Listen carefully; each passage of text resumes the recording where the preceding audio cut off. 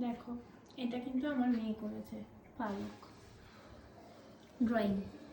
Paint করতে করতে একদম সব জায়গায় করেছে। আর এই ওয়ালটা কিন্তু আমি ওর পেন্ট করার জন্য রেখেছি।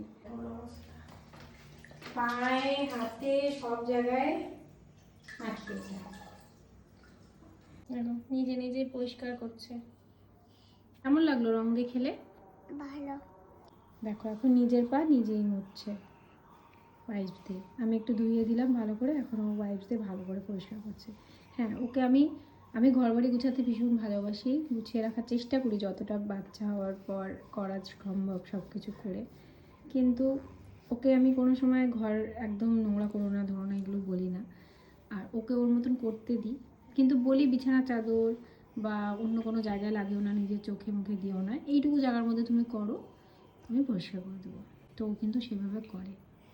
তো করে তারপরে আমি কিন্তু কোনোদিনই ওকে বকা দিই না, চিৎকার করি না। আমি খুব শান্তভাবে সেগুলো চেষ্টা করি পরিষ্কার করার, আর ওকে একটু এনজয় করতে দিই।